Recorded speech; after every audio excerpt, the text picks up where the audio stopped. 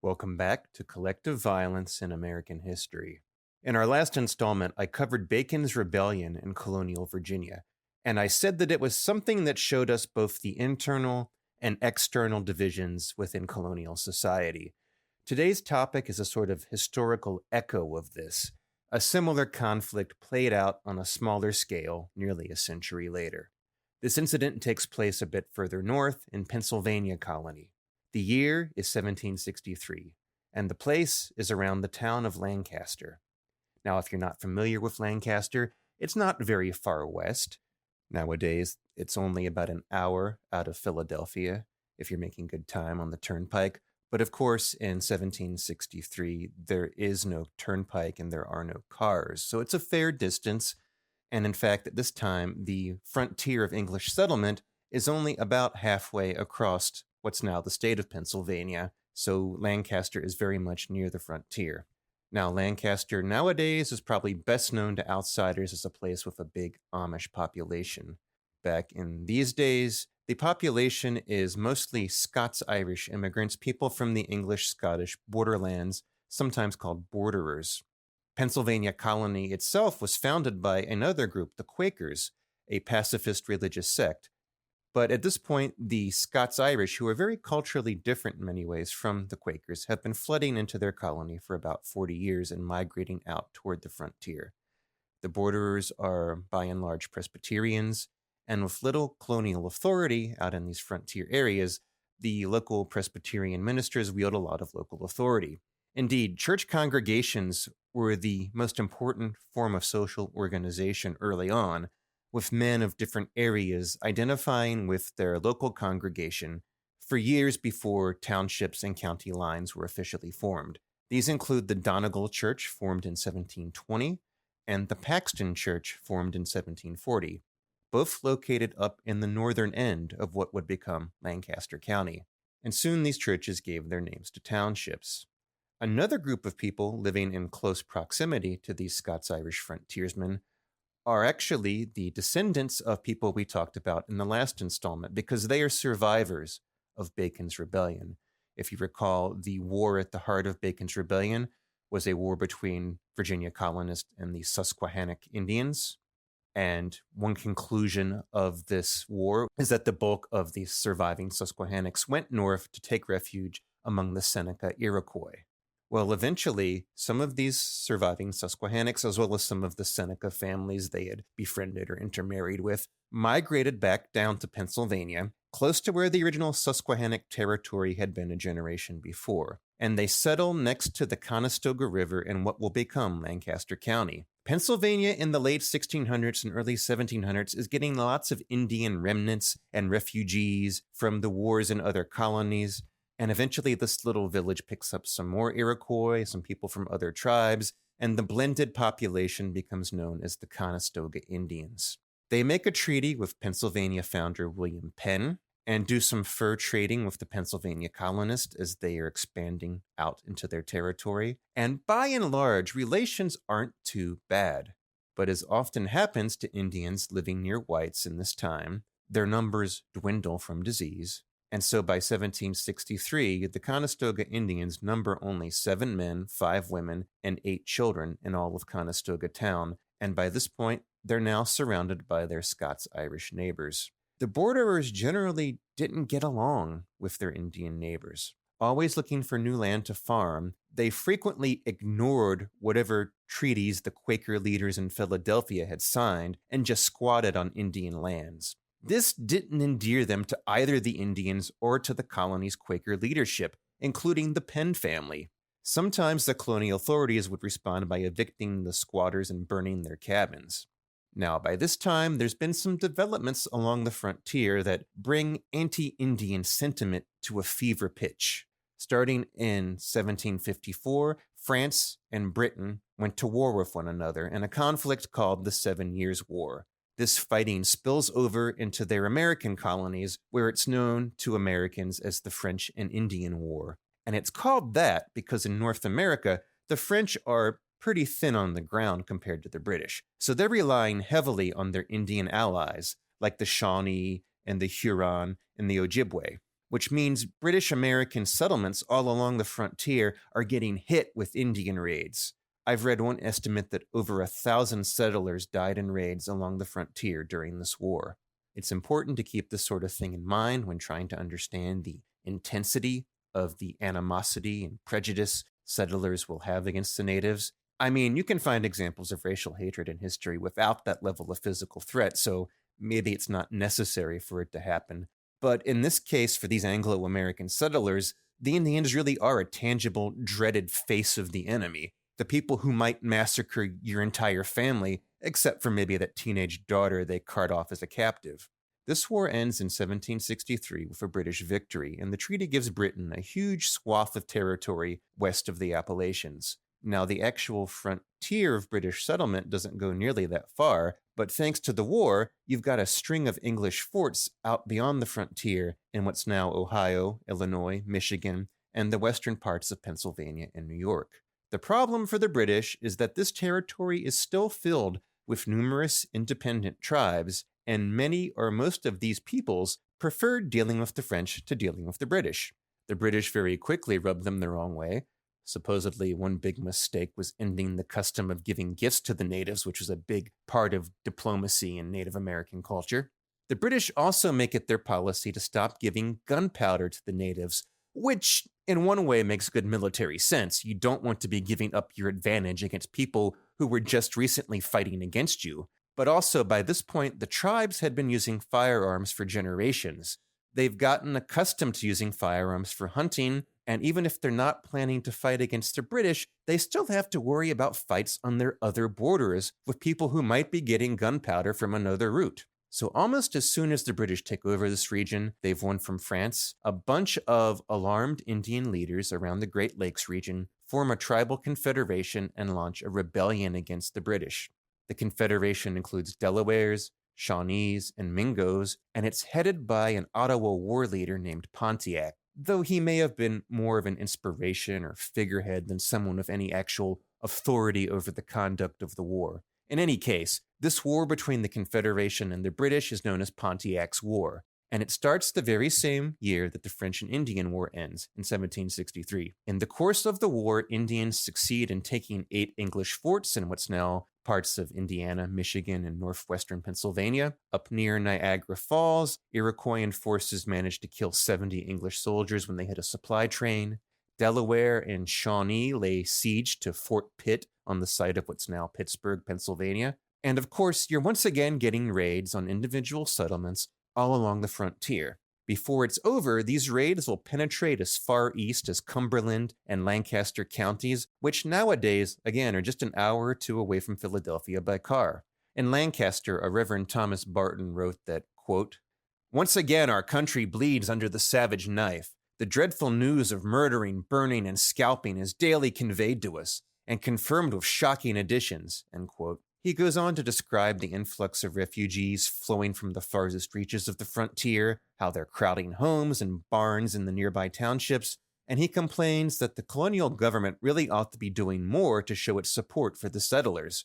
For example, one thing he wishes the Quakers back in Philadelphia would do is put a cash bounty on Indian scalps. He doesn't get his scalp bounty yet, but the government eventually does respond to the pleas of the frontiersmen for protection. See, Pennsylvania colony at this time doesn't even have a colonial militia, but in Lancaster, men from the Scots Irish communities of Paxton and Donegal had already formed their own militia, a group of about 100 men who called themselves the Paxton Boys. And in response to the Indian attacks, the Pennsylvania Assembly shakes loose some funding to pay these frontiersmen to serve in local militias, so now the Paxton Boys are bona fide, they're state-funded.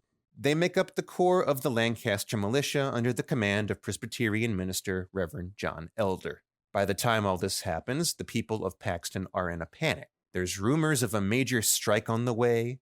Big chunks of these back counties are depopulated by people fleeing eastward to avoid real or anticipated Indian attacks. The Pennsylvania Gazette is reporting over 1,000 people in nearby Cumberland County are displaced from their homes. In Lancaster, people keep calling for scalp bounties. Some people falsely claim that there are already scalp bounties in place and are threatening to scalp Indians they find, whose people aren't even part of Pontiac's rebellion.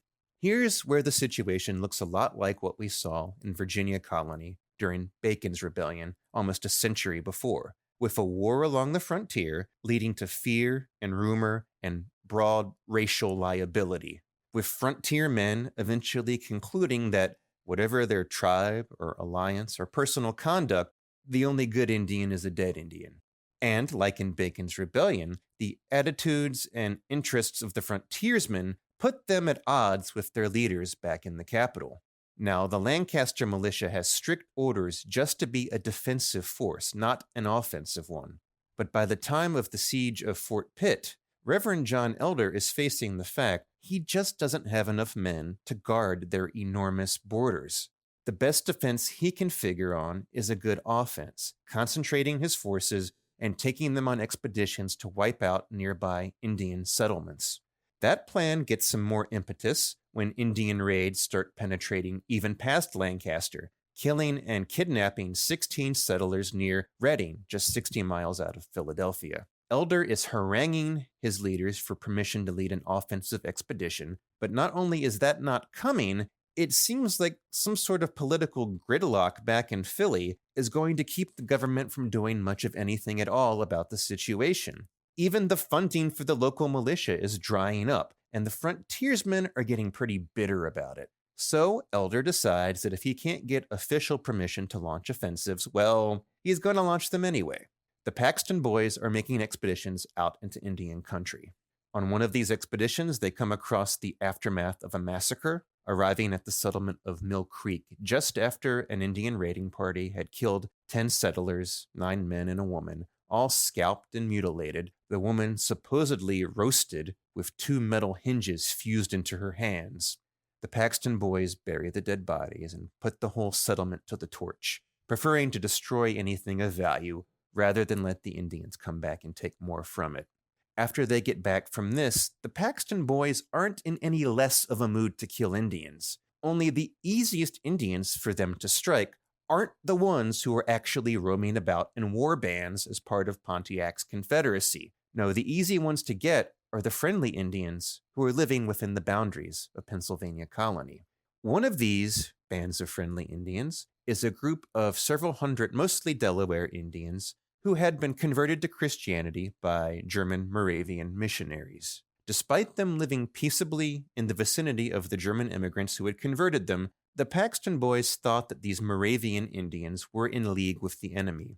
Indeed, just like Nathaniel Bacon a century prior, they argued that the whole distinction between friendly and enemy Indians was wrong-headed. All Indians were enemies by definition. The demands of the frontiersmen are loud enough that the government decides to invite these Moravian Indians to voluntarily evacuate to Philadelphia for their own safety, and a few dozen of the Indians take them up on it. Another friendly Indian community that comes under suspicion is that Indian town at Conestoga. The population there has been on the decline for a while, and at a couple points the people there have thought about just abandoning the place. But there's a small population of men, women, and children hanging on, and the local leader, Sheehay, is an elderly man who had actually been the one to sign a treaty with William Penn many decades before, and he's committed to keeping the community going. The Paxton boys, for their part, think the Conestoga, too, are in league with the enemy, are feeding them intelligence and harboring fighters. They even suspect one individual Conestoga man, Will Sock, of actually participating in Indian raids. And so, on December 14th, 1763, the Paxton boys decide to eliminate these enemies within their borders. 50 or so militiamen rode along the river at night, apparently stopping to requisition some supplies from a German immigrant who later ran to his neighbors to complain of disorderly thieves on the prowl. The next morning, the Paxton boys descend upon Conestoga's Indian town with guns and tomahawks.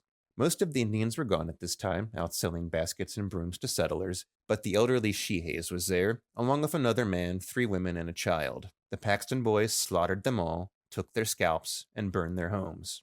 News of the massacre quickly made its way to Philadelphia, including a report naming the dead and saying what documents were recovered from the burned remains of the town.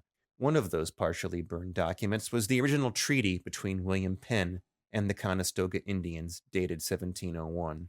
In the words of historian Kevin Kenny, quote, The Reverend John Elder had some explaining to do, end quote. His response was denial, claiming it was just the actions of some hotheads. He really didn't know much about it. He didn't know the men involved, but he had advised his own men against doing exactly that sort of thing. The colonial government, meanwhile, was concerned about the welfare of the 14 surviving Conestoga Indians, the ones who were away from home the day of the massacre. So the powers that be decided to round them up and take them to shelter at a workhouse near the county jail in Lancaster town. The Paxton boys, on the other hand, consider the massacre an unfinished job as long as those 14 survivors remain surviving. So 2 weeks later, on December 27th, around 2 in the afternoon, the Paxton boys arrive in the town of Lancaster. It's not entirely clear why there wasn't more opposition to them. Did the local authorities just lack the means to stand up to them? Or were they a little sympathetic to their aims? Were they craven? Were they just busy elsewhere? But it seems like the only people to try to dissuade the Paxton boys on the scene are the sheriff and the coroner, who get quickly brushed aside with little effort.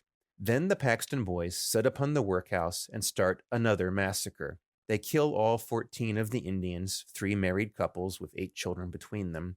Witnesses are horrified by the brutality of the massacre, just as bad as anything the hostile Indians are doing to the settlers with scalping and dismemberment. The massacres are controversial throughout Pennsylvania. While the Paxton boys and their actions get a lot of sympathy out along the Scots Irish frontier, in the Quaker-influenced East, they're condemned as murderers. Supporters and condemners are all writing pamphlets about the incident, so you get a sort of propaganda war being played out in the press.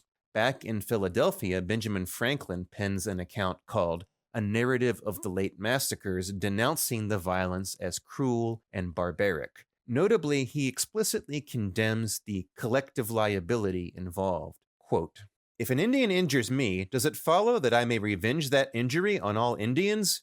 It is well known that Indians are of different tribes, nations, and languages, as well as the white people.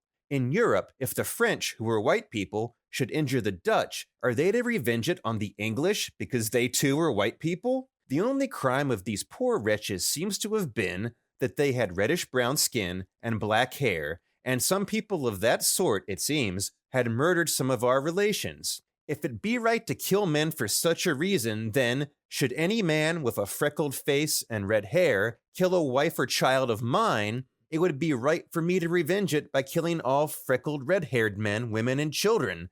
As a ginger, I find that particular choice of example interesting.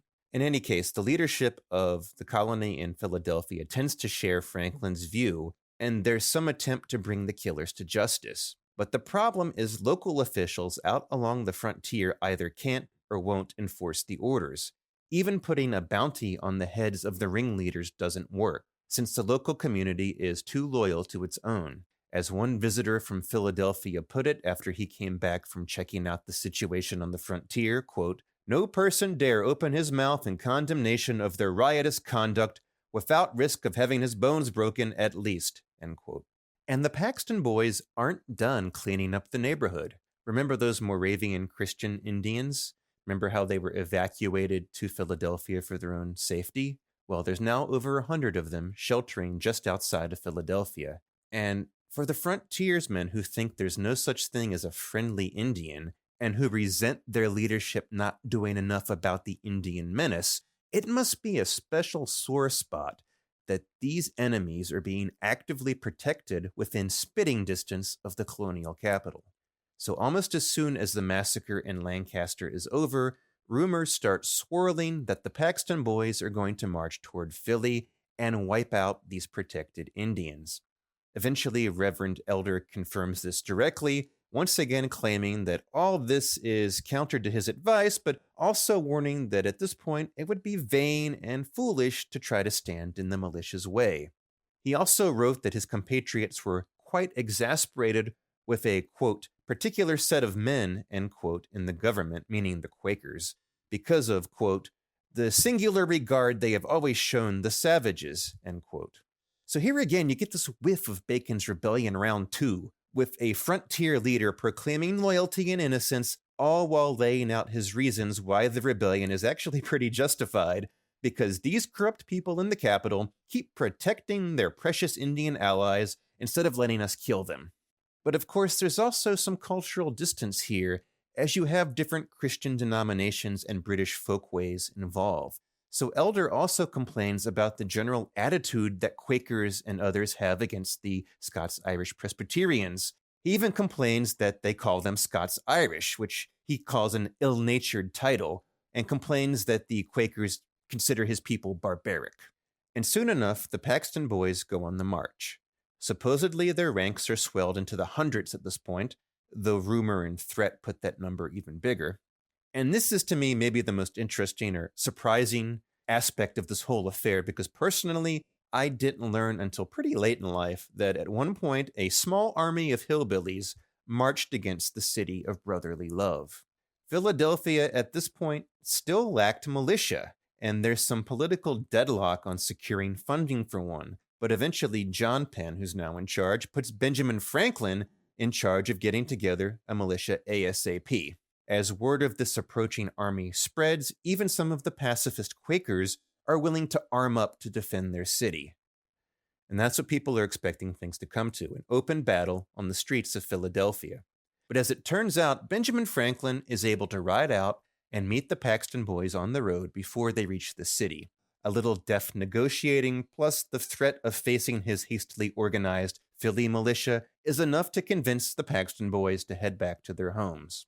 So this incident never blows up to anything like the scale of Bacon's Rebellion. It doesn't become a full-scale colonial civil war. But like Bacon's Rebellion, it does induce some changes in the colony's Indian policy. The colony's leaders have learned the hard way that they have little effective control over their own frontiersmen. You get another sort of militia, a vigilante group called the Black Boys, that arise a year or so later and waylay a wagon train of goods heading to Fort Pitt for use in the Indian trade.